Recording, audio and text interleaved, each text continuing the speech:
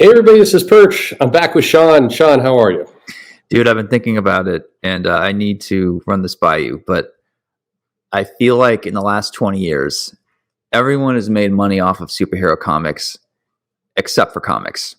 So since all the movies, all the CGI, we had the biggest moment in comics in the last 20 years. We had 2 decades to make money off of this.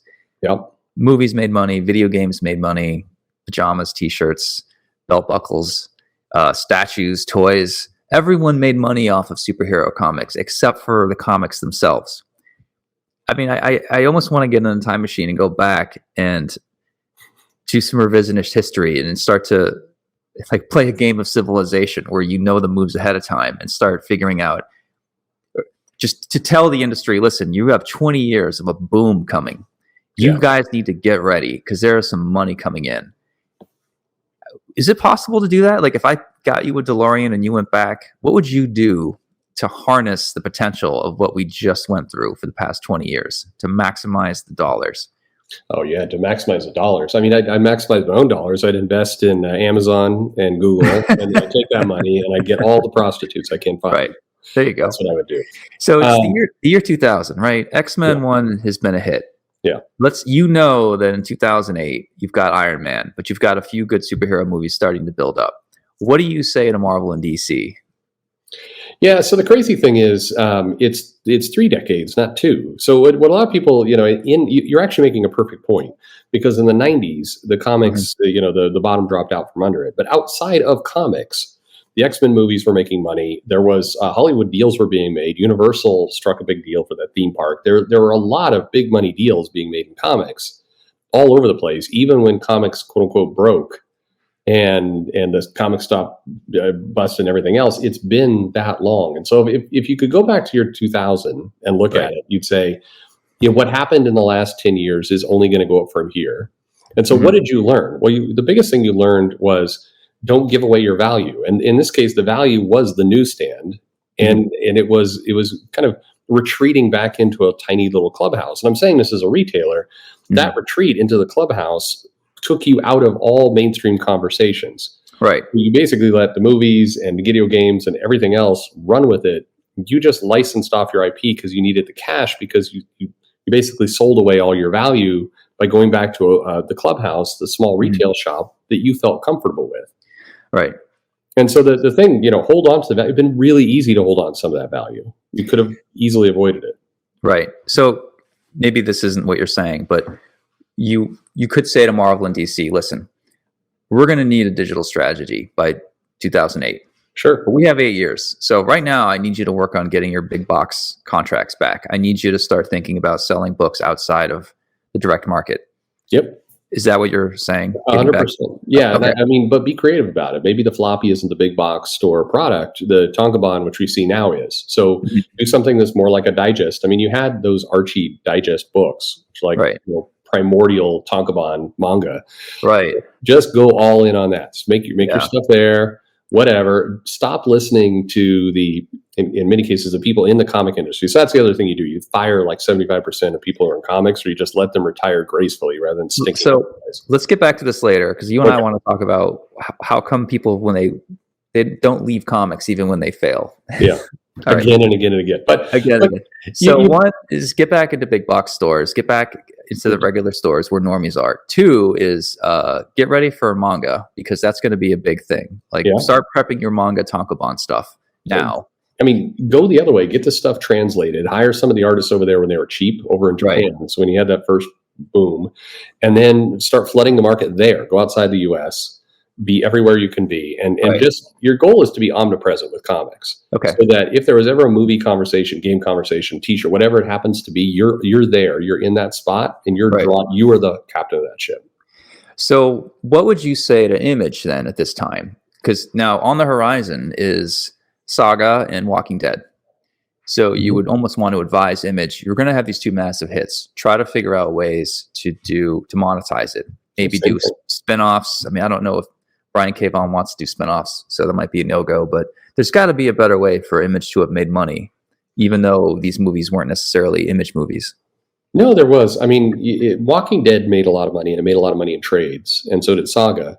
But even there, if you think about what a strategy would have looked like, and Saga was and Walking Dead would have had problems in big box stores with kids and everything else, but there, That's fair. Yeah. if you still doubled or tripled the footprint, I think it would have been very easy for somebody like Kirkman to make 5x the money. Because what happened is when the TV show hit and the comic went up, and I mean, he had a hit on his hands, it still was slow to grow. And he, for all the good moves he did, he made lots of them. AMC and that production house still kind of reap more rewards in a lot of ways because they were steering how the show was going to go out at that pace, that cadence. And then Kirkman and Image were running around behind it with graphic novels for sale, and they sold a lot. But if they had lined up this distribution better, they would have sold 5 to 10 times the amount. It's hard to believe. It's amazing that Walking Dead sort of came along at a great time where television needed to change. And AMC, a zombie movie that never ends. Who would have thought that would have been hitting the mainstream zeitgeist or whatever? And I know Robert did well on it, built a company, and he's optioned off a lot of things. But I can't help but think there was some more potential that was missed. Maybe not on Robert's part or Brian K. Vaughan or Fiona, but Image in general. I don't know. I just surprised that they didn't. Image wasn't able to expand and become a stronger company during those years. I agree. So somebody asked me the other day, is Image a shell company? And that was kind of the wrong term. What they meant by that is it a holdings company?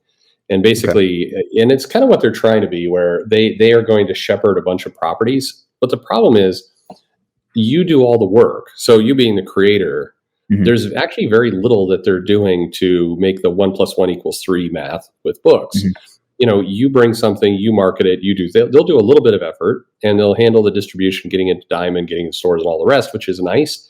But if you think about it, if they had their act together, they could be making a lot of the movie deals. They would be driving the video game things. Certainly the license with the creator, but they could bundle these pieces together, not crossovers, but just organize a portfolio.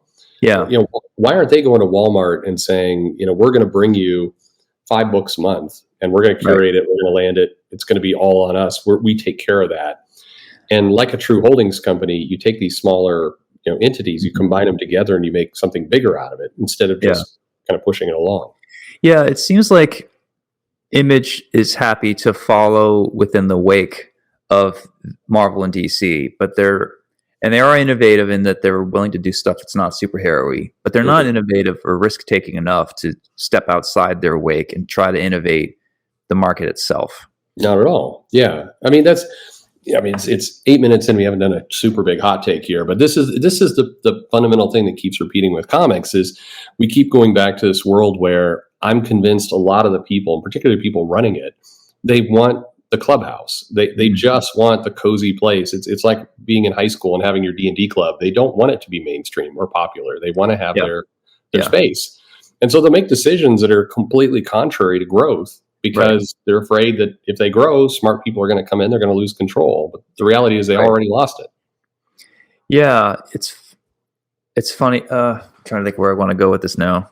Well, let me ask you this. So 2008, we have the Marvel universe, and because you're from the future, you could tell Marvel you're going to be bought by Disney. Yeah. So there's a massive potential here. You're going to change Hollywood in ways like we've never seen. Even though you're a relatively small slice of the pie for Disney, maybe you should lobby Disney for more funding to increase the sizes of your office, increase your staff, get better talent, invest. Like, get ready for this. Don't spoil this moment, because it feels like Marvel did squander a lot of this. So they did. I think, so talking with somebody and they had this crazy idea, and at first I dismissed it, but actually it would have worked. So one of the things that Marvel should have done prior to the sale, and they would have had to have some foresight to do it, is they should have, as a kind of private entity, created some stock and given the creator stock in that company.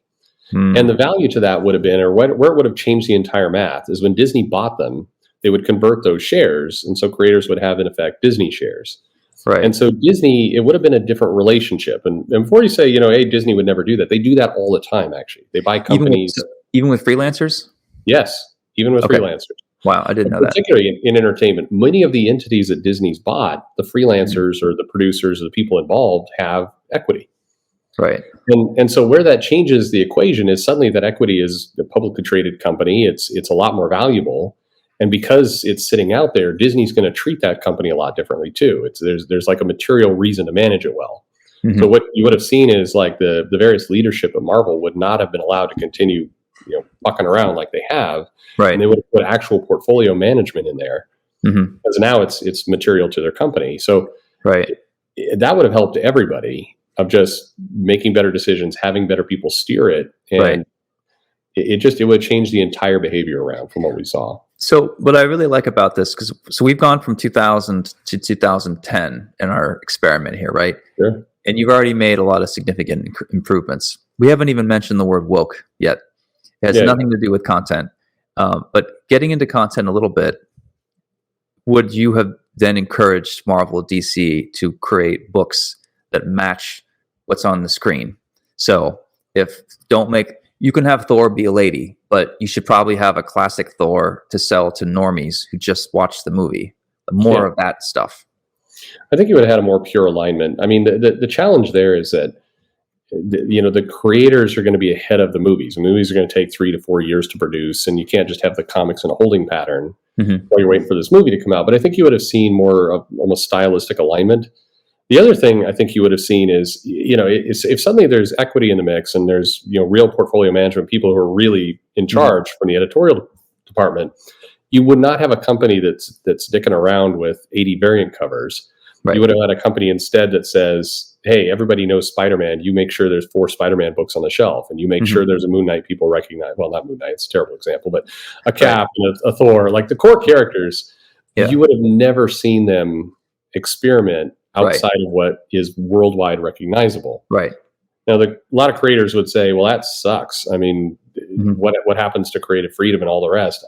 I don't know. Everybody's making money. So I think you get lots of creative freedom when you're rich. Right. And then another part of this experiment is you'd want to tell Marvel and DC to get a digital strategy together, because by 2010 to 12 is when e-readers and all that started becoming much bigger, and it made more sense to focus on that. And they haven't done that now, 10 years later. Yeah, I mean, that the crazy part about that is a lot of people forget. I mean, Steve Jobs was on Disney's board. Right. And so he's there pushing the iPhone and tablet readers and everything else in technology. And Disney went in on it. The parks converted over to tech. Yep. Disney is relatively tech forward in what they do as a kind of a park entity. Yeah. But they've allowed Marvel just to do whatever it wants over there. And I really do think it comes back to they don't have to spend much to operate it. Right. They don't have to really get involved. There's no real equity. Very few people in the management team even get equity. I mean, I have no idea if Tom Brevoort gets Disney stock, but I would tend to doubt it. Right. And but what's really interesting about all this is we've probably skimmed over the first 15 years of the movies from 2000 to 2015, right before Trump got elected, when the woke stuff really started. And I think you laid out a really compelling case for why comics was already way off the rails. How a lot of the problems that we are going to be facing from 2015 on, the seeds are planted for disaster.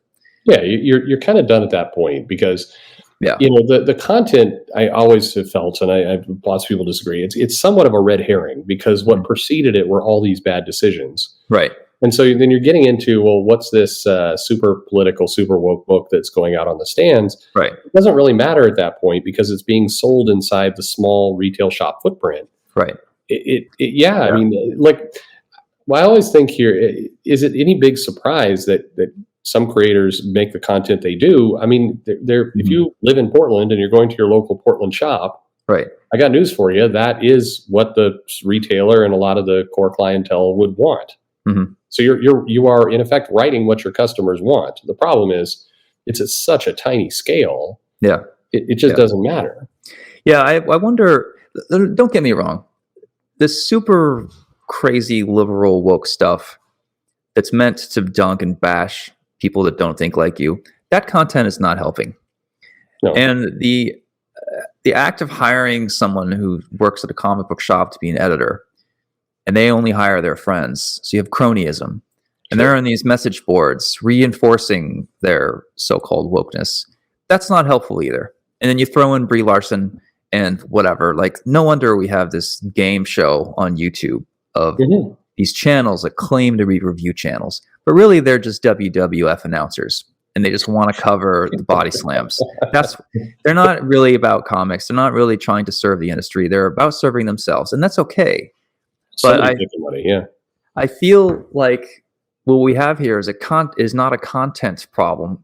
It was all these other dials that were set up incorrectly for 15 years before Trump even got elected. And I think people who are listening this far will probably agree with a lot of what we're saying, but it's hard to dunk and you feel an emotional response when you're talking about, the lack of coordinating in 2005 or whatever. Like, it's better to point at Brie Larson and laugh, like, I get why the game is played this way, but the boring truth is we're in trouble now, completely outside of the wokeness. But I believe that the wokeness has not helped either. No, it was a logical conclusion. And I mean, any kind of extreme niche writing is not going to help anything. If it was exactly the polar opposite, and I don't know what is an ultra conservative book, is going to have the same problem. Right. It's niche. It's not going to sell. But you're absolutely right. It's way easier to show a clip of Brie Larson kind of yucking it up on the red carpet about some idiot fan versus dunking on Bob Harris, who is a complete tool who probably did way more to hurt comics than Brie Larson ever could imagine. Mm-hmm. Yeah. I mean, here you have a guy who continues to get hired. I know we'll get to later, but over and over and over again. Yeah. I'm sure maybe nice, but why? He drove Image to become Image. I mean, he got Chris Claremont off the X-Men. He mismanaged those books, which sort of never recovered. Mm-hmm. And yet, he wanders over to DC. He gets a consulting job here or there. And again, maybe a wonderful guy, but comics keeps diving into these people over and over and over again. But, who wants to do a video on Bob Harris? Like, nobody. Yeah. So two things. Well, one, I know Bob. I like Bob. Yeah. I don't know a lot about his past, and we're just casual acquaintances, but I enjoy him when I see him. But I'm not going to disagree that. I'm sorry? I said, now I made it difficult for you. No, it's okay. I'm sure he made mistakes. It sounds like he's made a ton. I'm not defending him, of course. The second thing I was going to say was, I guess, let's get into how come when people fail in comics, they fail down. They succeed up, but then they fail down, and then they just hang on to the bottom rung, and they don't go away. Like, I hate to pick on Heather Antos, who I don't know her. She does not like me. And watching, you made a video once, she's almost like a case study of what not to do. In terms of talking for people, but a lot of people are this way. I mean, and of course, I'm close friends with Heather Antos, so I'm kidding. I'm kidding. Yeah, it's all right. No, the funny part is a lot of the people we could mention here, I'm sure in real life, I mean, I have no idea. I'm sure they're quite charming and tip their barista and all the rest. But it is weird that you have people who kind of materially mismanage a line. And in most companies, that person, there'd be a stigma attached to that. They would have trouble getting another job. Right. Yeah. In comics, there seems to be some value in just being there. So even, whether you succeeded or failed in your company, somebody's going to give you money to come back and try it again. Right. Yeah. And I mean, second, third, fifth chances, fine. But it begs the question, why? And I guess what's even weirder is the people come and they get their new job and then they run the exact same play that failed. That's the most baffling part. So going from the failure of Comixology to what could be coming soon is the failure of Distillery, run by the same people, kind of playing the same play. I don't understand why Distillery expected to be different than the failure of Comixology. And I know that's not a one-to-one comparison, but I don't know. I thought maybe that would go to your point of people are running the same play, expecting to get different results. It is. It's maybe Distillery pulls it out. I have no idea, but when you come out and you run the same thing, and this is mainstream comic companies, independents, a lot of them. What's quite shocking is when you see something not really working at Marvel or DC. Yeah. And then you turn around and Boom is doing the same play, and you're like, what the hell are you like? You saw it blow up there. Whether it's a particular creator who just can't be commercial and can't sell, or whether Right. it's a variant cover strategy, or whether it's a way that they're talking to the shop. It's bizarre that comics seem stuck in the, there's nothing we can do. We just got to do the same thing. Right. It's over a decade. Yeah.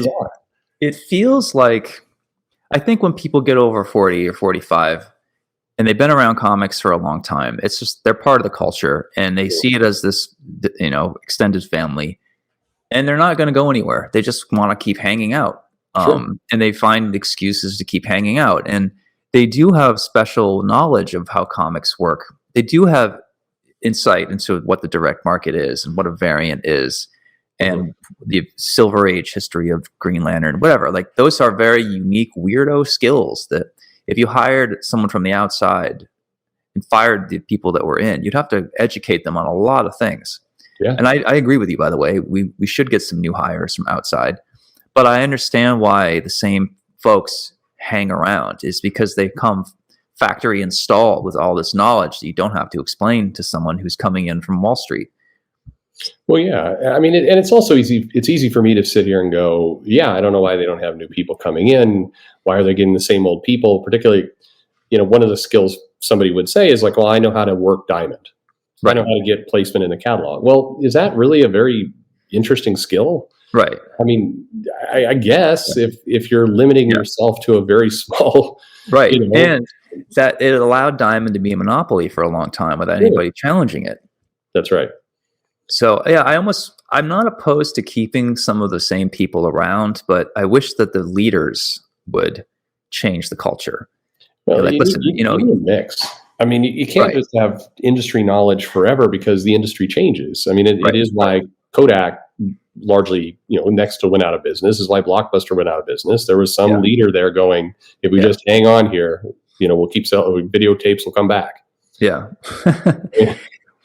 It's baffling. It's hard for me, having been in this business for a long time as a retailer. I'm sure it's hard for you as a creator. You want to see change. You want to see things expand. One of the most exciting parts about comics is the unexpected. Yeah. I think the low cost of comics, and I was trying to formulate this sentence before I started with you today, because I was thinking about it. Part of me is frustrated that I feel like I'm wired like Wall Street, but I'm stuck at a flea market. Yeah. I feel like I'm a black belt and everyone around me is a yellow belt, and it's annoying, but you can kick a lot of ass. So, for example, I don't think I should have been allowed to get Zorro.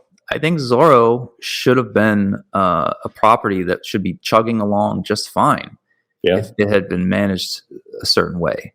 The fact that I was able to swoop in and grab it as a creator, well, I guess it's lucky that I'm in an industry that no one was paying attention to Zorro, or it wasn't getting the right amount of eyes on it. And so I guess I'm glad that it's the Old West, and I'm the fastest 6-shooter, because I can just take what I want and just run ruckshot over people. So I guess sometimes I'm glad that everyone's a yellow belt.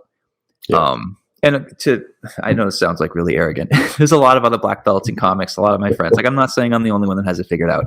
Yeah. I guess sometimes I'm glad that it's so amateur at times, because it allows me to do what I want and get things done. But I kind of wish I was in an industry that was more stable, that had stock options, where it would be harder to move up, but if you could do it slowly and carefully, the industry would take care of you.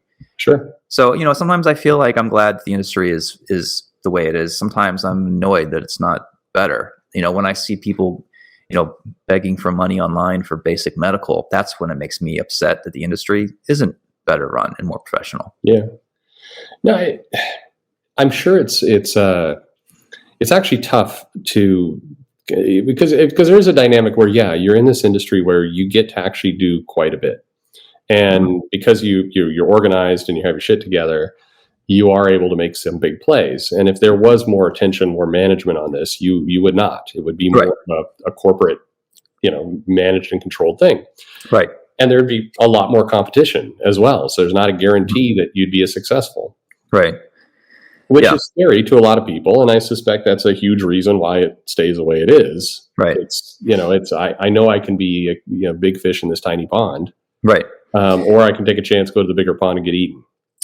So the last podcast you and I did, which had 27,000 views, that was the opening hot take we had was, I don't think people actually want comics to get better, because if it was better, there'd be more money, which would attract more talent, which means there were more competition.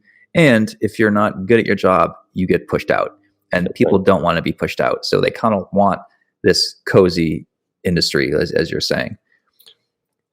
Well, look at manga as an example. So the thing that doesn't get talked about a lot, especially when people are dunking on Western comics for manga, is kind of the little hidden truth that, some astronomically high number, like more than 80%, starve and wash out of manga creators. They do not make it. And it's not a long career. It's not a starving for 20 years. It's kind of starving for 2, and then they're done. And that, in effect, is what a lot of comics would look like. The people who are successful, Oda and others, are incredibly rich and do well because the industry rewarded, what they brought to the market. Right. And so you do not see people living kind of at the bottom feeder level for long. And with comics, we've got a system that allows that. Yeah. But now, so what do you think it changes? Or are we living like this forever? I think we're in year 2 of a 5-year window where we're looking for something new.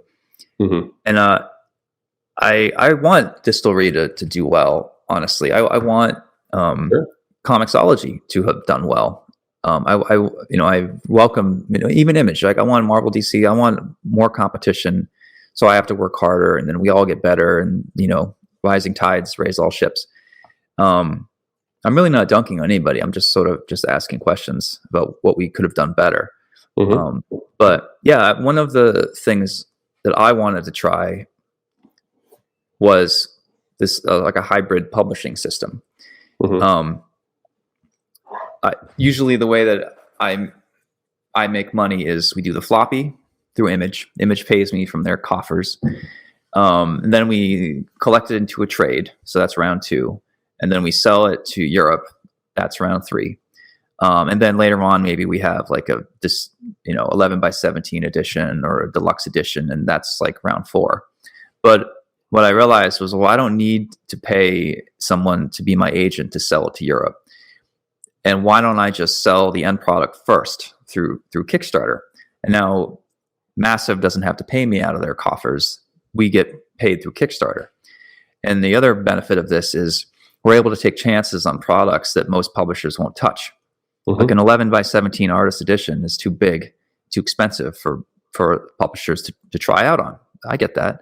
And then doing a masterclass edition we have, which is $200. It's like a college course, all in one book. Like everything I've got teaching wise, I want to put it in one place.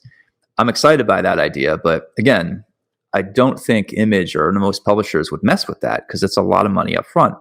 Yeah. So I'm not really crowdfunding. I'm taking pre-sales. And I think using Kickstarter is fun because it has the grassroots feel. You can sort of adjust it along the way. A 30-day campaign, you can kind of tweak some of the dials. I try to listen to the feedback too to make sure I can at least make people feel like they're heard. So then that's round 1. Round 2 is I can sell that to Europe and I take 100% of those profits. Nice. Round 3 is publish it in the US, but cut that 4-issue graphic novel into 4 floppies and make money on it 3 times. So you sort of make money on one thing 3 different times. I mean, it's basically running the same play exactly backwards. Yep. And I when I started to put together this hybrid system, I didn't invent this. I'm just sort of taking the best ideas out there. And with my resources and connections, I'm able to sort of pull this off. I thought I was creating something that a lot of people could use. But as I do this more and more, I realize there's very few people that can juggle all this shit at the same time. And I'm not tuning my own horn because I make plenty of mistakes, but I've got Adam Hughes and Joe Quesada covers. Most people aren't going to get those guys to do variants. You're probably not going to be able to find a publisher to help you set the dials on a Kickstarter or help you with fulfillment or look into how much it is to ship to Europe and all this stuff. Like doing all that, I used to think I was an artist that would do a page a day, but then I became a writer as well. And now I'm becoming just a manager of this process. And I would love to show, once Zorro's wrapped up, I'd love to show everybody the data and show people like Rick Remender or Mateo or whoever else, Scott, Fiona, here's what I did to make a lot more money. You should do this too. But I don't know how many people can operate at this level. I think you've got to be like Millar or Todd McFarlane or something, you know? I think so. I think there's two big key qualities. And we should talk about Zorro because you're right closing in at $250,000 right now, which is. Yeah.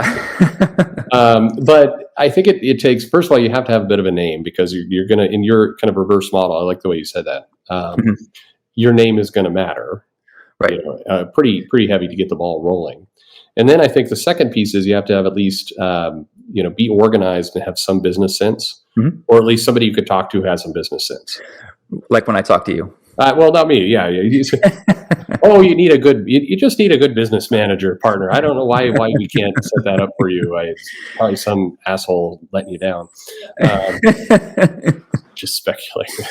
But I think this model is very solid. And I think the names you mentioned, Remender should be all over this. Scott and Tinian, and there's a bunch of people, I think, who could run this same play. Right. Yeah. James too. Yeah. This probably is the bridge in that 5 years. I don't think this is the new model, but I do think it's the path to that new model.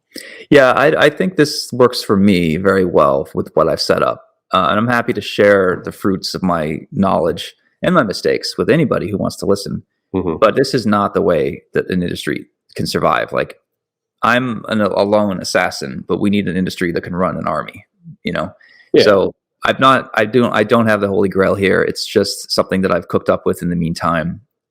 And I mean, I don't have a digital strategy, for example. That's something that's beyond my capability to control. Like some of the things I want, I don't like doing variants, but we did a ton of variants here because shops came to me and said, yeah, variants is a gimmick, but that pays the bills. So yes, get Adam Hughes and Humberto Ramos to do a variant. So I'm doing what I said I would never do just because. So proud of you. Yes. Yeah, I know. I'm sorry. I feel like I let you down. An asshole should help you out with digital too. So back kind of to how we opened up. If we're now predicting the next 10 years, so here'd be a little prediction. I think there will be a handful of people like yourself. In the year 2000. Now see, you're dating yourself here. Flies right over the head of all of my audience. Like you mentioned earlier, I can't. I'm dreading turning 45. I'll tell you that. Anyway, I think as you play this out, you're going to have a small handful of people to go around and play like you did. And I think it was a lot of the names you mentioned. Millar will do it. I think James would do it. I think there will be a handful of people to do it. Donnie, maybe Donnie does it. Huh? Anyway, we get a handful of people who do this. And what will happen is you're going to get some solid money, and each person is going to try something slightly different. So, you talked about the kind of the different steps you have. Somebody will toss open a small, solid digital step as part of it. And somebody will toss in some kind of box store step. Right. And then as those things form, I think what will happen is somebody, kind of like Todd did way back in the day, is going to look at this and go, well, I like making comics, but I actually think I have an aptitude for this business stuff. And so what I could do is actually gather a bunch of the people together rather than everybody doing their own efforts with Kickstarter. And I could actually make a publisher that thinks this way and puts books out this way. And, screw Diamond, I'm going to start here. And this is going to be the new model. And I think that happens, I would guess somewhere maybe 2 years from now, somebody takes a swing at that. I've got a good guess as to who might, but somebody takes a swing at it and that becomes the new publisher. And if the pieces are lined up properly, well, the other thing that happens is I think those of you like yourself who does this model and does well with it becomes the new superstar of comics. Now, you're already well known, but what's going to happen is those people are going to elevate further. And so that becomes your new image 6, for lack of a better word. And this becomes then the new model. And then we have just a new publisher. Yeah. That's kind of what I wanted to create with Massive. And there's talk of me buying in or taking over. I don't know how long it'll be Massive. I'd like to start my own company and hand this stuff off to someone to just do this stuff. Like I'll be the face of it because I'm not wired. I'm already doing more than I want to do. I don't like the different hats I have to wear every day. It's exhausting. But I feel like if I could clinch the digital thing and get some kind of big box management and then consolidate everything under one roof and then give creators a model and just be like, we're going to do all this stuff for you. We're going to have better marketing, Marvel and DC, and we'll get you into Walmart. But you need to show up for these things and you got to let us take care of the rest and we will take a chunk. Like, I think that a company like that could grow big enough to maybe even go to Marvel and DC and offer to distribute their stuff back into stores. You know, I mean, you can sort of, you're stepping off the racetrack and going ahead of Marvel and DC in a different, but in the end, you're going to get there first. Someone that can consolidate all these ideas we're talking about and then force Marvel and DC to come to them. Well, we should find that person. Well, yeah, force is a strong word, but like you want to show them how there's better ways to make money and everybody is happy. Yeah. And I really want someone to get there, and it doesn't have to be me. I just wish that would come together and coalesce, but everyone's busy, you know, dunking on Heather Antos or Brie Larson, or I don't know. It's just, the conversation is not in the right. I think you're right. People want this industry to be cozy. Yeah. Whether they know it or not. They don't want cheap comics for normies on spinner racks. They want expensive comics for less of a crowd of specialized nerds that we can hang out with. I mean, how much of it is, I heard this analogy at one point, which is comic professionals, they go to the convention and they get a really cool party and it's kind of a celebration for them. It's like their prom. Yeah. You know, and they get like 3-4 of those a year. Yeah.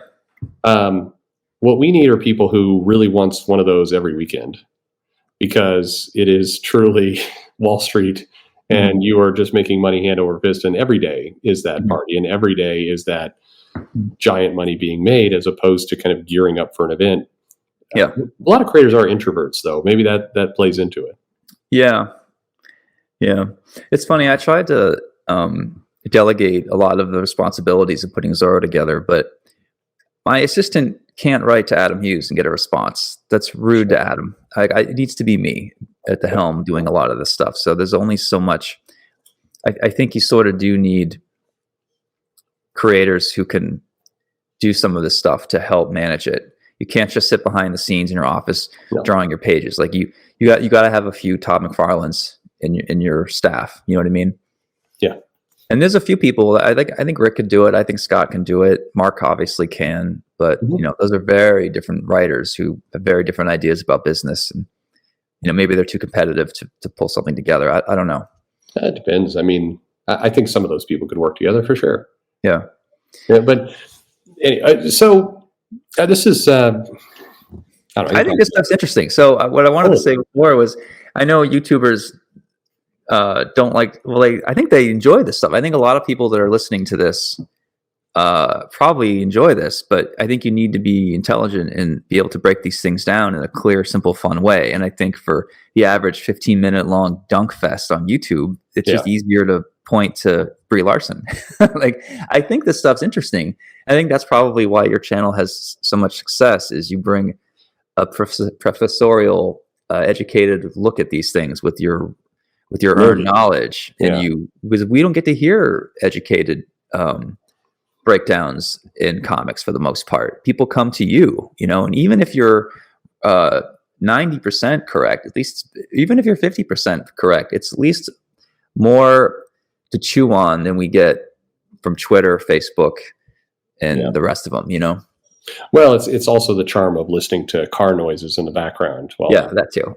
Repeating myself because I got distracted by some guy with his pants off on the side of the road, and so I just start repeating the same thing over and over again. There you go. And your religious disdain for Arby's. Yeah, well, of course. I've shown up in so many places. You know, I love the business talk. I think people love it when you talk business, and I think mainly they're surprised that you're willing to talk business, because it's been 40 minutes now. Can we get your opinion on Israel? Yeah. I have so many Jewish friends that are so pissed off about it is splitting liberals, honestly. It is funny how I think liberals are reading this as poor people versus rich people, and you want to just defend poor people. And I think a lot of people need to read more into what's going on before they get out there and run their mouth. So I'm glad we finally got a conflict in the world that can unite the far right and the far left. I know, right? Peace has come. Sort of. And people don't even know what to scream because they're like, well, I'm a liberal and I feel this way, but that's what Ben Shapiro said. So I can't say that. It's fucking with people. It is interesting. So many hits exploding. Well, speaking of kind of fucking with people. So Zorro is out. Yes. $250,000. Yep. Right. Over 2,000 backers, which to me is actually the more interesting number. Mm-hmm. So I've been thinking a lot about, we can make money and there's a lot of different tiers. And you mentioned, your variants, there's a foil cover in there somewhere. Oh boy. Yeah. Is there trading cards in a bag?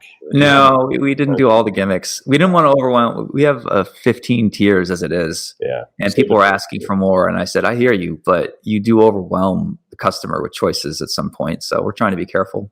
And so I see here that there's also a tier where I can come to a party. Yeah. It's a Dallas Fan Expo next year. Mm-hmm. I wanted somewhere central located and hopefully near Mexico because, good Spanish influence. It's a Zorro book. Sure. And people are responsible for getting their ass to Dallas and getting, their own hotel. But you get a +1 and you get a private party. I'll be there. We're going to have a couple Zorro cocktails floating around. We might have a Lady Rawhide cosplayer. I think hors d'oeuvres, we're going to do a good job. I think it'll only be like 50 to 60 people. Okay. There's even a guy in Dallas that made a bunch of White Knight action figures, and he's going to bring those and display them. So, we're going to just see what we come up with. And I know you're in Texas, so I do expect you to be there, Perch. I'll buy into this tier for sure. You get in for free, man. You're my no. You're my date. Come on now. I'm definitely coming to. I'll buy into this tier. No, you're pretty blonde, man, or is it gray? I can't tell. Yeah, a little bit of both. Yeah, yeah. No, do not pay. I owe you a lot for helping me out over the years, so I'll sneak you in. Don't worry. It's fine. No, it's a fun book, and it's got good crossover appeal. So I guess my other question is, you appeal to comic fans. Certainly, people, the variant covers do that. Some of the creators you got really cool. Mm-hmm. My favorite variant cover. I mean, great people you mentioned, but you got this Walt Simonson one. Yeah, even a basic Walt cover with no background is still just stunning. Yeah, it's funny. I do agree with you that Walt should be getting more work, but Walt's also a boomer, has a hard time with email sometimes and deadlines. So I don't know if Walt wants an ongoing like you seem to think fair. He does. Well, I'm sure he'd happily take it, but he needs somebody. Yeah. And in fairness, this is kind of what the 80s once upon a time were like, where the editor part of their job was to take care of all that shit for creators who did not want to deal with the logistics. So my question is, like, who's the assistant editor over there at Marvel or DC who can just handle Walt's email for him? I know. You're not wrong. Right. I even have my own assistant to help me out because even with White Knight, I needed to have my attention directed and reminded. It's not that my editor, Brittany, was getting married, so some stuff started to slip through. And like I always say, editors are overworked and underpaid. So I had my own assistant, my own editor, helping me on White Knight this whole time, just because I needed to keep things on track. I mean, if the big two were healthier, I shouldn't have to do that. But it's okay; it doesn't cost me that much. Yeah, it's. I mean.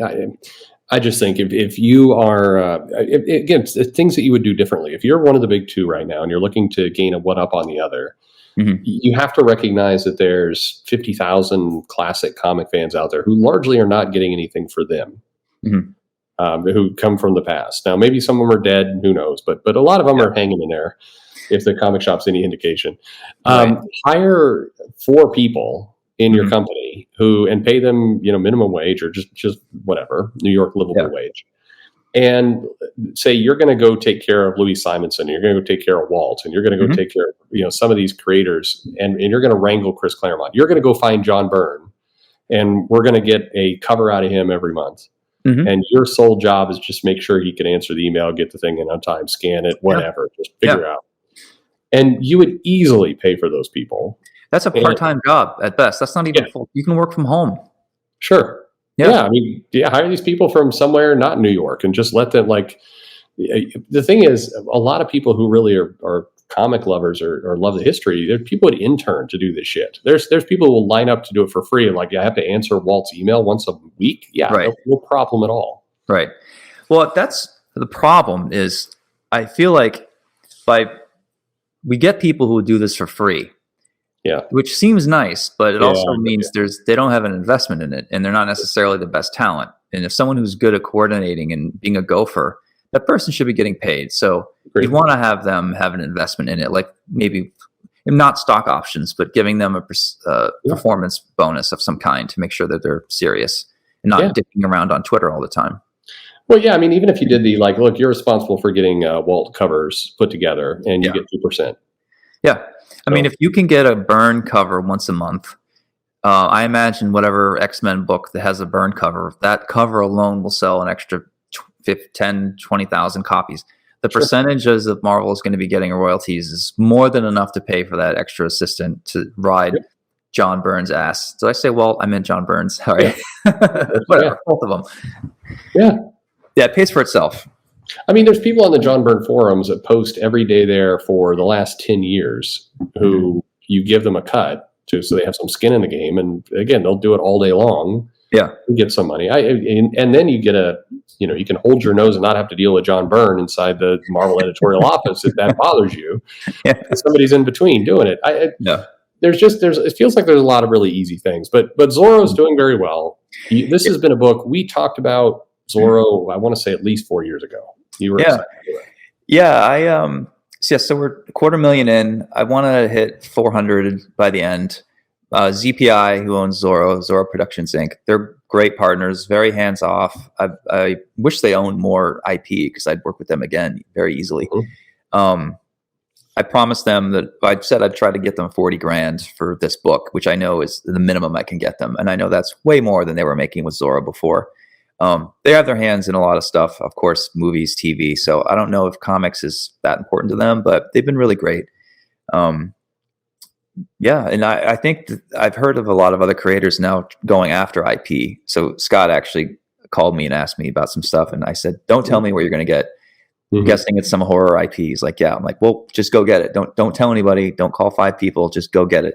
Because I think that people who can manage themselves like this and do what I'm doing, go ahead and grab some IP right now, honestly. And I know you do have some IP, Perch. A bit. Holding on to it jealously. But I agree with you. There's stuff out there. And if you have some ability to kind of pull it all together, it goes back to what we were saying earlier. I think you could make, at this point, a safe 250,000 easy on this stuff. I mean, the problem, so I don't know a lot about wrestling, but I know you do. And I know there's a big Venn diagram overlap of people that like wrestling, people that like comics. That's true. If you put out a wrestling comic, it's 5 years ago, that would have been a boom comic. It would have had some buzz, some, wrestler maybe co-writing it or photo covers, whatever. Yeah. A book that's shaped like a table and you can smack someone in it, like whatever gimmicks you want to throw at it. Inside. Yeah. It would have sold like 4,000 copies at most. Sure. The problem is that people that want that book are not Wednesday Warriors. Right. But I think there's a way to give wrestling people a comic, but you have to do it online or on Amazon. They just want to have something to click. They don't want to find a comic book shop. So I think the right way to do a wrestling book is to do what I did with Zorro. And so for that example, I think that the best way to get Zorro people isn't necessarily to put it out through Wednesday Warriors. I think I had a feeling that I could harness that IP and do something new with it and sell Zorro in a way that hasn't been sold before. Mm-hmm. And the fact that he's kind of like a bandit outlaw only adds to the whole shtick that I'm doing here, Yeah, it works. But good match. Yeah, I think funny you say that about wrestling, because I think it illustrates one of the classic misses. And wrestling as a comic book was not going to be at the level of Batman or Spider-Man ever, but you could have sold a lot more. And where would be a good logical place to sell a wrestling comic book? Well, maybe on the WWE's website that sells merchandise, which has all the merchandise but not the comic. Yeah. Why is a comic never sold there? Or free flyers. Like you have 6 pages that are in a flyer at the next wrestling event for free, and then they can take a photo of a code and take it, whatever. Like there's 100 different ways to get that product into wrestler people's hands. So they just don't know to go to comic book shops. But if you put it in front of them, they will probably buy it. Yeah, no, I agree. And I think one of the things that the WWE does well and Disney does well, a lot of these parent companies do well, is they have sponsors and they have advertisers that are collecting all the time. Mm-hmm. So if you're looking at a way to kind of bring in money to fund the book, again, there's a different model that can take place. You could very easily roll into your existing sponsorship you have for TV or movies or whatever else, theme park buy-ins, to put ads in these books and to boost the money that way. And a lot of people, when they send in ideas like, why don't comic books run ads? Because that would be a source of income for them. Mm-hmm. Sure, they could do that, but almost the better option is kind of what we were talking about earlier. It gets other people to have skin in the game. Yeah. If McDonald's is sponsoring your comic, McDonald's is going to be motivated to move that comic and get in front of people to make a return on their marketing. So they're going to be open to things like selling it in a McDonald's or putting it in a Happy Meal, wherever else you want to do. Yeah. And so every step just gets the comic more places. Yeah. It's interesting because some of the people would say, how come we don't see TV ads for comics? Well, we actually had ads for White Knight, Curse of the White Knight, Volume 2 on Comedy Central and some other channel. And they had an animated Batmobile of mine. It was really cool to see. They let me pick the voiceover, just whatever. But it didn't move any units, honestly. Yeah. And people think, well, how come when you go to see a movie, when you're watching the Avengers, how come there isn't a code on the screen, or why don't they give out comics there? I don't necessarily think that would work, actually. But I appreciate the thinking. Like, that's the right mindset, but we need better ways to do it than just slapping it on TV where it's going to get drowned out. Yeah, no, I agree. And you have to, for these kinds of things, for people who are normies or they're not buying comics, you have to give them the way to immediately get the product if you want to hook them. The idea of a movie theater is like, hey, you're going to put a QR code up and then you scan the QR code and then it takes you to an ad for where your local comic shop is. And then you can get in the car and drive to that local comic shop. And then you can buy a comic. All right. So already 3 of those steps, nobody's going to do. Right. So you have to make it a lot more immediate. I think it's Jimmy Palmiotti. I think he's the one that says, why don't they sell comic books in the movie theater? Well, sure. I think that's not terrible. You can put it there with candy and other things, and you can have it. But the movie theater is in the process of dying right now. So that's not the lily pad to jump onto. Right. The bigger question would be, if people are watching things streaming on Netflix, wherever, how do you get those people to buy a comic? And the answer is, if there's any kind of 3 steps to get the book, you people won't do it. Mm-hmm. Yeah. So you have to get them in other places. And that is why Manga and the Tankamon stuff worked so well, is that it was small, it was digest size. They really hovered outside the train. Mm-hmm. People are getting on the train for an hour ride. You want something to do. Yeah. Bingo, there's a product right there for you. Right. Yeah. And so you have to look for those opportunities. And anyway. Yeah. So Outlaw Zorro. Yeah. So this is you. Is this the autobiography of you? I wish. Yeah. But yeah, I'll have to try to get Zoro into some big box stuff afterwards. The nice thing is with Massive, well, I started the book before I even had a publisher. I just had a sense that if I do this after plot holes and everything was done, I had a feeling publishers would approach me. Mm-hmm. My backup plan was to just go to Image, which is fine. I mean, I've worked with Image before. I like Image. But I was going to go to Image after I distributed to Europe myself, because I don't want to give Image 30% of people that emails that I already have. But then Massive approached me, or it was Whatnot at the time, mm-hmm. who had the big online campaigns. So I'm like, oh, this is good. You're a very big company. You can afford this. Maybe there's some tricks that they can teach me about how to sell plot holes or Zorro using the Whatnot auctions. But yeah, then there was some drama with NFTs and I don't know, tech bro fear. So, but anyway, Massive is not.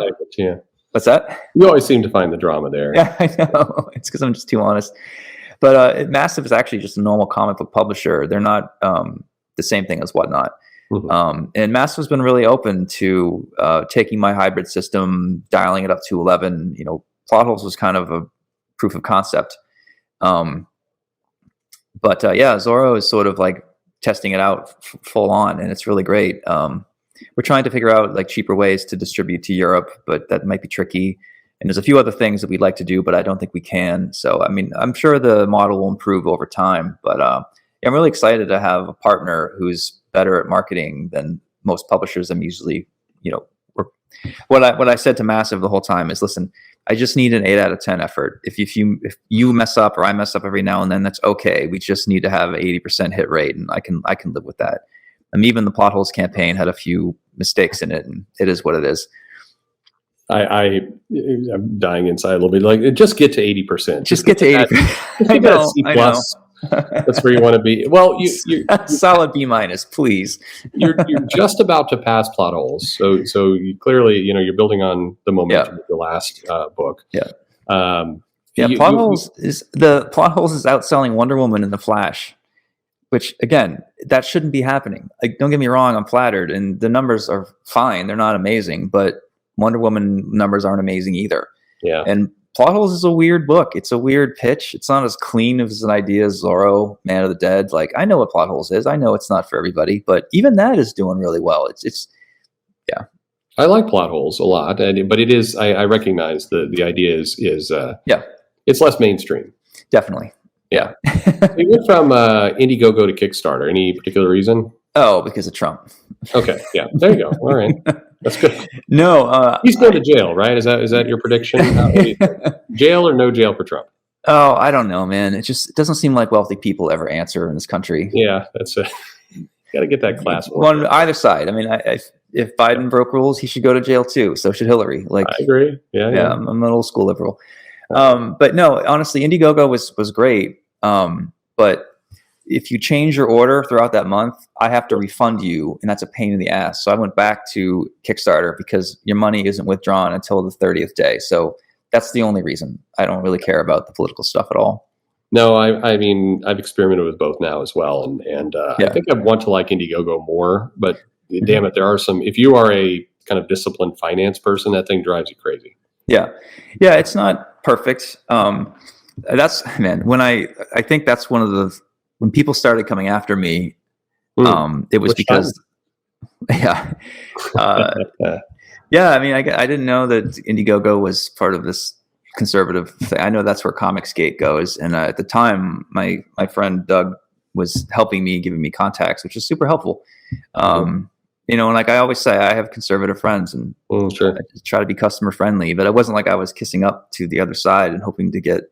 It's funny because one side is accusing me of bending the knee to SJWs, but conservatives want me to bend the knee to them too. And it just fucking sucks being in the middle. There's no one coming to my defense.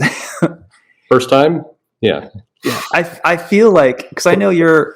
I have no idea what you're talking about. Center too. I feel like you and I are in jail, and everyone wants us to join a group. You got to join the racist white guys. You got to join the black. I can't join the Hispanic. I can't join the Asians. I'm just by myself. I'm not a joiner. And every time I go into the shower, it's only a matter of time before somebody fucks me, and there's no one to come to my defense. That's what it's like not taking quote unquote sides in comics, and it's totally unfair. Like. The fact that I'm 90% aligned with Heather Antos and all those people, like, doesn't matter. I'm not towing the line. They're coming after me. I'm the wrong color. I'm the wrong gender. Born a male. It's like strike 3. Yeah. Well, it's your rugged good looks. That's the problem. And people were mad I didn't go after Mags. I'm only thinking of this because she's been posting a lot more lately, and I see people murmuring of like the attempted Sean Murphy takedown. And my response to that is like, I didn't have to. She blacklisted herself.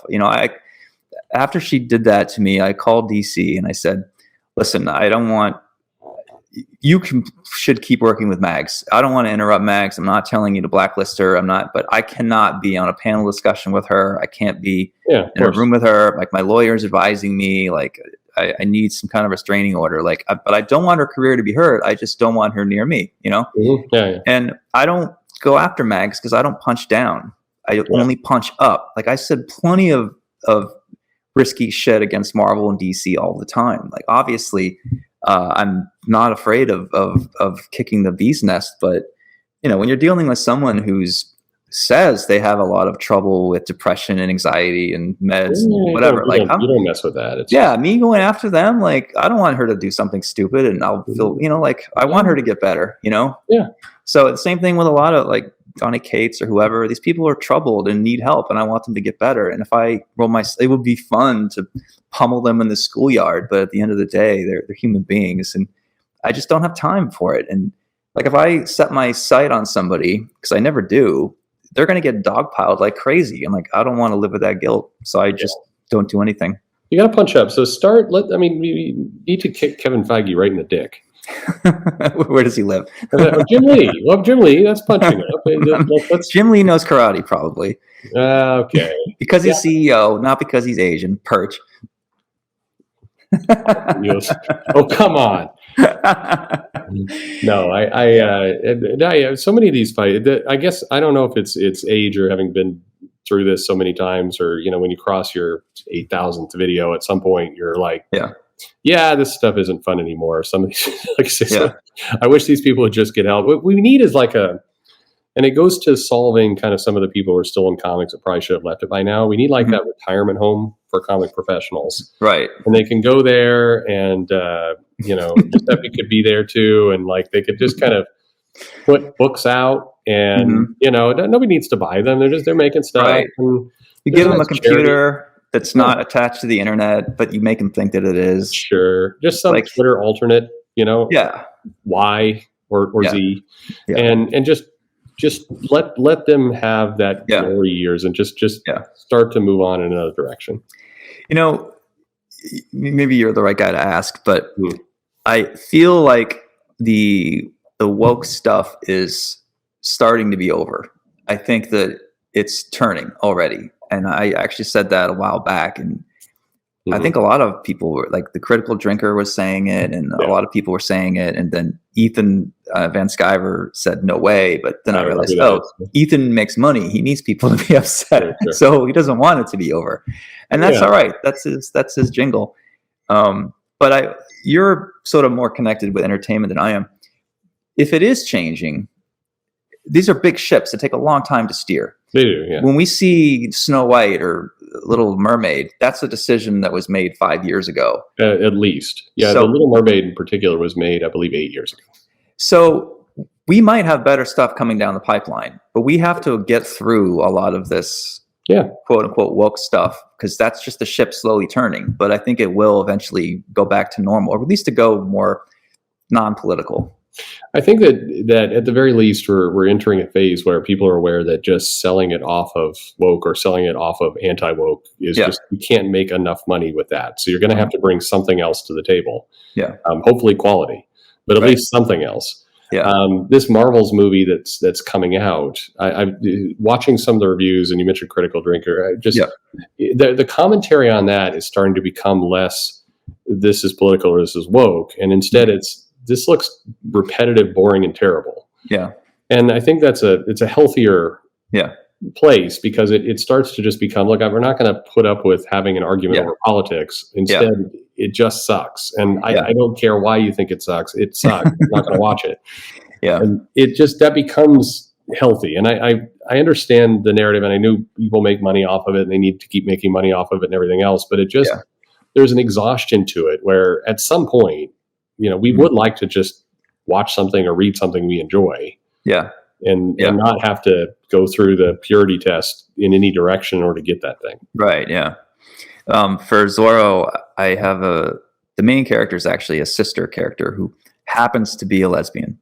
Oh, and someone was like, oh, you should definitely push that narrative and then dunk on conservatives and then try to upset the other side, and then maybe you can get covered by the Advocate, because I think this is like the first Zorro character that's gay, blah blah blah. And I'm just like, fuck you, no, I'm not doing that. I mean, the point of the struggle of LGBT, when you arrive, you can't be, you have to stop playing that game at some point. Mm-hmm. It shouldn't be important if you're gay. It should be as boring as your hair color.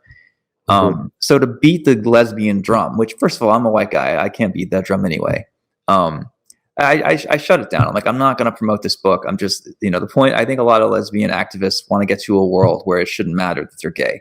And one step in doing that is putting out a character who happens to be gay, and it fits the story. It's not just for, street cred or so, Mags leaves me alone. Mm-hmm. It's just like, it fits the story. Well, So yeah, it was interesting because they were like, "Oh no, we definitely got to go on the Advocate and push this because we can get a lot of traction out of that." And you need the hot take kind of article. And I'm like, man, I don't want to play that game. It's insulting to lesbians. well, I don't know. None of it seems very profitable. I mean, and that's kind of the dirty secret. We were talking a little bit about it earlier. There's not a at this point proven money that's actually going to do much of anything for you, or quite frankly, the opposite. I was making the point, and I know there's a video out there somewhere, but when you hear some of these campaigns of like, this book is bad, they hit once the book's already been ordered. So nothing is actually changing. The retailer's already put in the order, probably for 3 issues. Like Hawk Girl came out, got a bunch of fuss around Hawk Girl, but the videos and things are dropping as people are reading the first issue. Well, by that point, the comic shop has ordered through issue 4. Yeah. So the money has been spent. And now, granted, I guess people can get really outraged about it, not go to the comic shop or tell the retailer to put it back on the shelf or anything. But without that controversy, it wasn't a main character. It wasn't a big book. And the orders were low. So none of this terribly matters. It was going to be what was going to be. Yeah.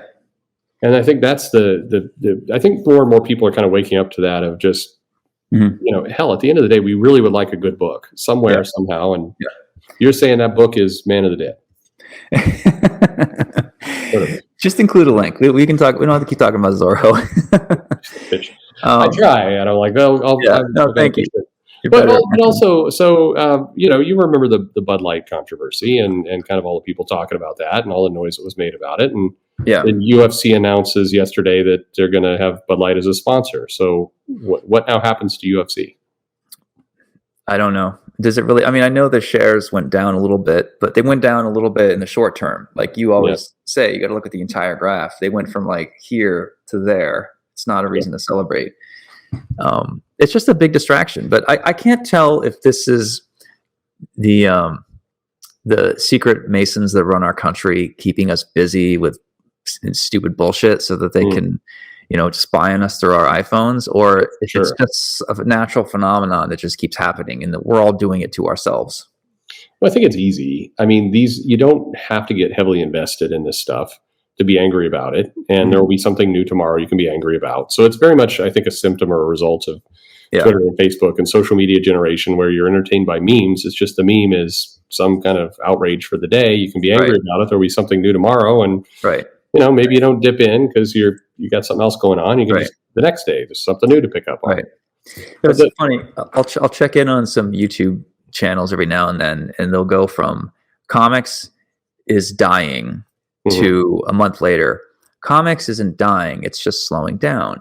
And it's like, did you not see how inconsistent and hypocritical you are? Yeah. I mean, how many times has Richard said they're dying and now he's had a come to God moment where they're not? They're going like, great. I don't care what he thinks. But as far as his viewers are concerned, they must hear the inconsistency and how he changes his message. And it's not just him, it's everybody. But do they just show up because they just like the sound of his voice? Like, yeah, actually, I mean, that's, I think, the thing that people miss when they go after him or Critical Drink or any of the channels. It's like maybe part of, it's easy to say, well, they're behind the message.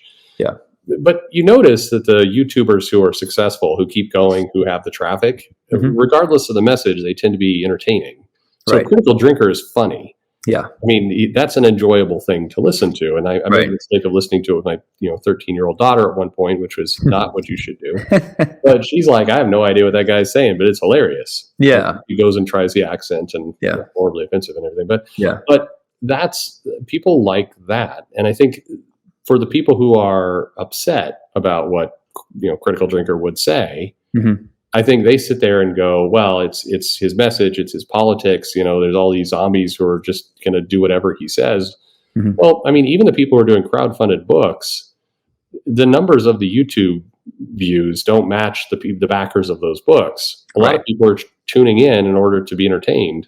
It doesn't necessarily mean a crossover audience. So ergo, it doesn't mean that these people are converting these legions of troll army to go do things. A lot of people are just showing up to enjoy the show. Right. Here's another hot take. I feel like, I ran this by you last week. I have to say, again, I'm a liberal, but if I have to declare a winner in the comics culture war, I think conservatives won. If the 20 top players on either side, the liberal top players are generally unemployed, powerless, unhappy, angry people in the culture war. Yeah. Who don't have money to pay their bills or buy their laptops. Whereas their counterparts, the 20 most popular people and conservatives, Comicsgate or not, whatever, I know that's always changing, they're at least having fun and joking around. They found each other. They have a weird clubhouse where they support each other's Indiegogo, and there's 10 of them who have careers that don't have careers otherwise. I mean, they might never be able to be hired at Marvel and DC ever, but they seem, I don't know, man. Like, in one way you could argue no one wins. We all lost because we all had to hear this bullshit for 8 years. But I gotta say, I feel like the conservatives did win. Also, the reaction to conservatism really messed up a lot of titles and comics, and they're just not written for a general audience. Yeah. So they get that victory as well. And as angry as some YouTubers are, I want to be like, hey man, take a victory lap. Like, you're certainly happier than your counterparts are. I mean, I don't know. It's always hard to tell how happy people are, but they have. Look, I mean, if you're going to compare some of the people who, the name that always comes to mind, I don't know why, is Max Bemis, who wrote Marvel books for absolutely like a heartbeat, or Gabby Rivera. Yeah, there were more videos made about Gabby Rivera's America Chavez book than actual sales on that book. Yeah, that may be an exaggeration, but maybe not. Yeah, no, I know what you're saying. And so who won in that? Well, I mean, Gabby's not working, and by the way, the people on the other side would say, yeah, but Gabby's been replaced by 8 more. Sure, but none of these people really, it really doesn't seem like anybody's having fun over there. Like, you see some of these, like, we've got to buy this book to teach the haters. Like, what are you even talking about? You don't look happy. You don't look like you're having fun. Maybe, but meanwhile, I have no idea what the critical drinker's life is like on any given day, but he seems pretty fucking happy. Yeah, I mean, with 1.5 million followers, what kind of money do you get on a channel like that? You get pretty good money. I mean, he's making more than a lot of the creators. But even not going to that level, you have people who are out there making books, and maybe they only make 8,000, 10,000 on Indiegogo, but they got to put out a book that they like, that's their vision, and I don't know, they don't seem to be hating that life. Yeah. So I mean, it's quality of life. It's regardless of all the rest. One side does seem to be having more fun than the other. As weird as it sounds. Yeah, I like the critical drinker a lot. I think I disagree with him maybe 10% of the time, but I appreciate that he can at least admit when he's wrong. Like with Prey, he thought that was going to be some woke shit, and it was actually really good. And it's nice when someone can admit they're, he seems like a decent dude. I don't know. Yeah, and I really like your boy from Pitch Meeting a lot. Oh, Ryan. Yeah. Ryan George. Yeah. Yeah. No, Ryan's great. Friendly guy, happy guy. Happiest guy I've ever met. What I love is that he's found a way to comment on a lot of the same topics that the critical drinker would, but Ryan's approach is not right or left. It's meant to be fun, and there's really no one to get mad at or blame. Like, I don't imagine anyone thinks he's a secret conservative or a secret liberal at all, because he's just, his approach is so Teflon. Yeah. No, his approach is clever. I think people should study that more, because he absolutely does bigger burns on things than some of the harshest YouTube. I mean, you take, Wes can rip a book or a movie, and Ryan George will do it far more fierce, and everybody just kind of smiles and laughs at it. Yeah. You can dunk without anyone getting offended. Well, I'm sure even if you made the movie, he's so charming. You're like, yeah, I guess that was kind of a plot hole. Oh, well, like, still seems like a nice guy. If you can get someone to smile while you criticize them, then you really got, he's really great. Hey, how can you be mad at a Canadian? I mean, I kind of want him to go back and do a pitch meeting for Casablanca and just film it in black and white with him with a hat and just Try to find some plot holes in like Chinatown. I mean, if anyone ever remembers that movie. He likes those movies. I don't know. He's coming up. He's an interview coming up soon, I think. Yeah. Oh, really? With you? Yeah. Oh, I'm excited, man. That's good. We should do the three of us. You think it would be a good time? Or four of us. He could just play himself twice. Bring him to Dallas, man. What part of you don't have to answer that. I was going to ask where he's from, but don't tell me. Let's just say Canada. Nice. Hey, so if you're shutting your channel down soon, this might be our last podcast that you and I do like this together. Sure. I'm sure. I think, I mean, look, I looked at it and it was taking up a lot of time, and I still stress the live streams. They're not fun for me. I know people love them. This is different. This is just a recorded interview, but the live streams, and Joe pointed it out recently. It's I don't know why, a channel where 99% of the content is a guy driving around in his car and the car's like beeping at me. I'm like, oh, fuck it. I'm not editing that out. But yet I get so stressed out over putting on a good show with the live stream. I have no idea why, but weird. But people keep sending in questions. I think at this point, it's people are not going to let me quit. So it's really going to be. You've met my wife. I mean, at some point she'll haul me out of this. Why are you stopping it? Did you ever tell anyone? Because I know why, but I don't think you ever said why you're choosing to end it. No, go ahead. Why am I choosing to end it? I think the job that you're doing now, which pays very well, is going to be wrapping up. And it might leave you open to some new possibilities working in comics. That's true. And to have a channel about it's like a reviewer making movies. You should probably just pick one or the other. Yeah. And even you doing a face reveal, I think, I don't know if you do it or not, I don't care. But I kind of feel like you shouldn't, just because if you do get into comics and start doing well, nothing will tie you to any of your guests who might have said something unseeming or whatever. Yeah. Gabriel. But you don't play those games. So whatever you decide, I'm sure will work. But I know the reason why you're leaving. Am I correct? Or yeah, you're correct. Yes. Okay. So is there anything else? No, it's all coming. I think that's the answer. You got to separate church and state. There you go. I'll come to your party, and then I'm not going to be one of those idiots who wears. Okay. Sorry for all the cosplayers out there. I'm not wearing a mask to that thing. I'm just not even a Zorro mask. No. I'm just the eyes watch that party, man. You can't show it. Oh no, nothing's getting in the way of me and alcohol. So it's so it will get out there. I know I've met enough people at cons. I mean, people know who I look like, and they recognize my voice. I don't think I have a very distinctive voice, but I'll walk into a con and be like, "Hey, how you doing?" And be like, "Holy shit, it's you!" Yeah. You have the face of a boy, but the voice of a seasoned veteran, business veteran. Face of a boy with gray hair. Yeah. That works. If anyone's listening and wants to back the Zorro Kickstarter, Perch and I will be there at this party. I assume Perch will make it because he lives in Texas. He has no excuse this time. Yeah, we'll see if I'm there when this party happens. But yeah. Look for a blonde, gray-haired guy face down in the bush. That'll be Perchington. Yeah. Perchington or Donnie Cates. You won't be bleeding from your head. There's a difference, though. No, okay, that's fair. That's cheap. You went too soon. No, it's not too soon, actually. No. No, not too soon. Anyway, I think that's all coming to a head relatively soon. But the other thing that's kind of dawned on me is I've talked to people is, a year ago, I would have believed that the channel would have been more of a liability to working in comics. And where I've come to the conclusion of it, it's not actually. I think, I'm surprised by the people who reach out. There was a writer who I kind of mercilessly said sucked, who reached out for some legal advice, and, I was happy to give it to her. And no one would ever believe it, but I'm working at DC right now. Yeah. I know there's a couple of big writers that reach out for advice, but refuse to come on your show because they don't want to be associated with someone that says CG on their YouTube channel. Yeah.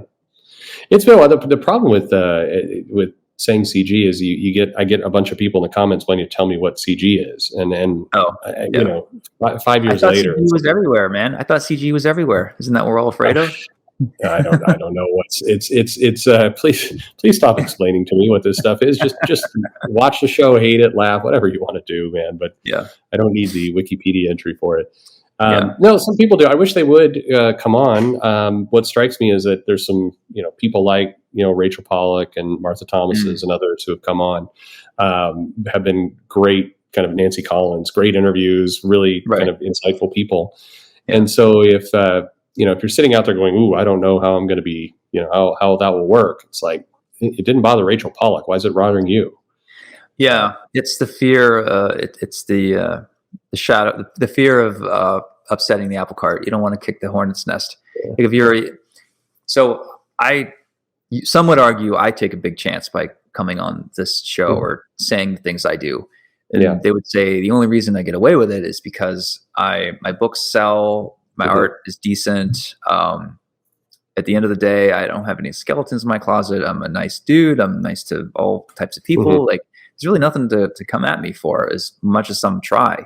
They're just pissed that, they would love a salacious Sean Murphy takedown, but they have nothing. So my career can withstand it, and getting off of Twitter obviously helps too. It does. If you're not there, get oxygen. Yeah. So, I mean, but someone who's not successful is further down in their career, who's very responsive to night letters and shit like that. They're not equipped to deal with the shame of coming on a YouTube channel like you or Wes or whatever. Whereas my career can probably withstand it. Even, Mark Millar going on to Critical Drinker or talking to Wes, there's nothing you can really do with that. I mean, he's making a lot of money. He's a nice dude. His books sell. Sorry. The equation to success is actually pretty simple. You don't have to be online dunking on people. It's true. I liked, of course, my interview with him was the best, of course. But what I loved about that time we talked to him, though, is that I brought up Trouble, that the comic he did, Trouble. Yeah. And he's like, oh, I don't really remember what that was. And he was so genuine in bypassing having to talk about Aunt May being a whore that I loved how, I mean, clearly, that was a very smart, very clever dodge. But I gained so much respect for him by just I have no idea what you're talking about. I don't know what that is. It was so much. It was great fun. I guarantee you he remembers that comic just fine. Yeah. Do you, you're in the corporate world. I'm obviously not. I haven't worked in cubicles. I've never had to. I still say man and dude. I sort of Arrested Development with a lot of creators like myself. Why do people dislike someone who's raw and open, like Henry Rollins was? Why do people dislike someone who's not afraid to just say what they think? It's the unpredictability of it. It's people don't really want their day to face some random element they can't. Right. They don't know what to do with. And so you get somebody coming in who's, breaking the norm. You don't know where it's going to go. And, it's like you go into Arby's, you're getting poisoned. If suddenly there was good food there, it would be confusing. Right. Yeah. But because as I deal with IP and lawyers that aren't my lawyer, I find myself all right, don't be yourself. Don't say dude and man. Try to pretend like you're wearing a tie, be a suit. Now, it's hard because I'm not used to it like you are. Thanks. Yeah. But I don't know, in the corporate world, I assume that you have to play politics and you can't be as honest. So I would imagine even my type of honesty is not appreciated in a corporate environment to some extent. Probably not. It all depends. It's the same thing with comics. It all depends on your level. It turns out that people high up in the corporate chain can pretty much say and do whatever the hell they want. Right. Okay. And that's how you get a lot of what you got. I mean, I've sent you photos and things of me doing speeches and all the rest. And I'm out there being a crazy asshole half the time because I can get away with it. But as you kind of you gotta slowly leak it in as you're climbing that if you leak it in too quickly, then you don't climb up that ladder. Right. Okay. I think the same thing's true with comics. If you look at, I don't know who you pick on, but some comic creator who just lost their shit on Twitter, if they just would have kind of played, nice girl, nice guy for 5 more years, they would have had a higher level of success, and you could have then really mouthed off and been crazy. Right. Yeah. Nobody's going to take down a Dan Slott. Because he's too large for one thing, but nobody could take him down. Sorry. Disney tried. Comment on this. Wonderful man. I'm just being an asshole here. But nobody's going to take down a Dan Slott but they're willing to take down a Danny Lore because Danny Lore doesn't have that history. Mm-hmm. So Danny went open, went too early. You needed to give another 5 years before you truly become a maniac. See, I used to post on DeviantArt back in my 20s, and my problem is like, I want to, even people that don't like me, they must realize that I'm saying the things that they don't want you to say. Mm-hmm. I do have insider knowledge. I am not afraid to speak about things that I see. So even if you don't like me, you know that I'm taking a risk by telling you this stuff. And the reason I think it's worth taking a risk is because I think people ought to know this stuff. And you can't really get that mad at the end of the day when that's seriously my motivation. Mm-hmm. The people who accuse me of trying to get attention, that's obviously not true because I'd be on Twitter if I wanted attention, and I'm not. Okay. I want as much attention as I need to sell my next book, and that's it. And talking to you and all that is obviously really fun. Yeah, but in my earlier career, I got a reputation for writing these essays about things that I was getting into comics. I was very disenfranchised and confused, so I would sort of vent, but try to do it in an intelligent way. And I'd screw up every now and then and delete something. And then when it came to Twitter, I still tried to point out the stuff that I thought was unfair or it could be corrected in comics. But I didn't believe in holy cows. Like I would have slaughtered anything if I thought. So I always had this uneasy race between the things that I wanted to say, like me trying to be Henry Rollins, and my talent was there, my books were there. And as long as they were close, I could kind of get away with it. But if my talent wasn't there, no one would listen to me, for one thing. And but if my talent, and I found that I was at a point where it was just not fun. And people were being dishonest. They were purposefully misunderstanding what I'm saying to find ammo on me. Mm-hmm. And that's when I decided to quit Twitter, basically. It's just between the Mags thing and the Doug thing, I'm like, this just isn't worth it anymore. Like, I think good people know that I'm trying to be honest here, but it's the bad actors that are making my life crazy. And I'm giving them too much real estate in my head. So, I'm getting up.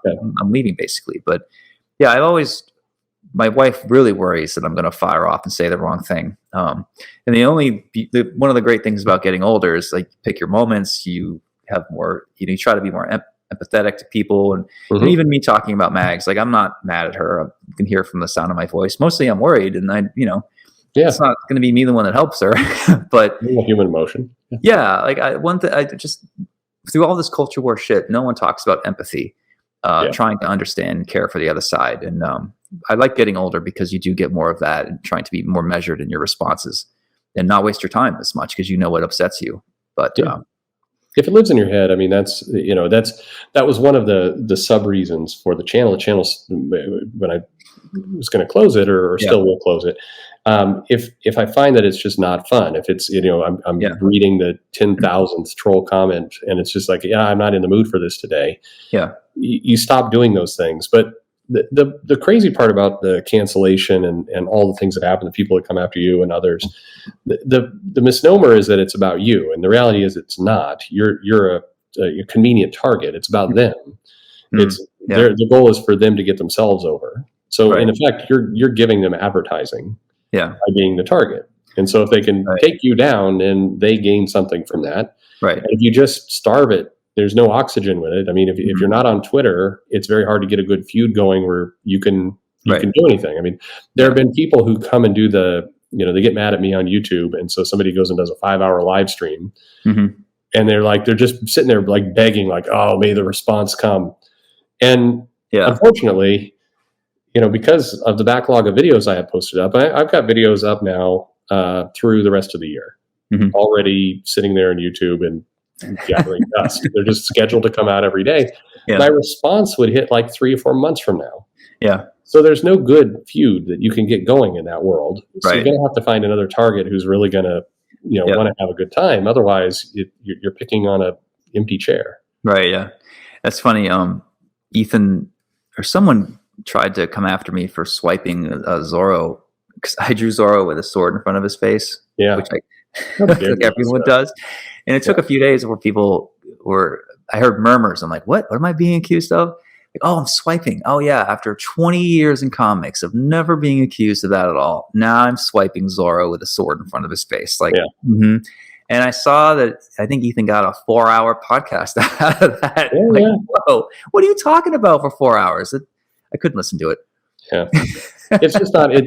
Yeah, I mean, if you put him in a mask as well, which I don't know why you're playing with fire like that. I know. But like even is that how big I am now? Even a non-story or non-controversy that's totally obviously not true at a glance is enough to fuel 4 hours of funding for I'm getting too old to, I just don't understand this world anymore. Yeah, it's just it's entertainment. People aren't really coming for the outrage about you or if there's swiping or anything. They're coming for the show. Yeah. And so, put on a show, do your show, get paid for that show, whatever you want to do, man. When you record these, you must be aware when you're like, so our hot take opening, for example, I'm sure that's going to fuel a few articles and YouTube, whatever.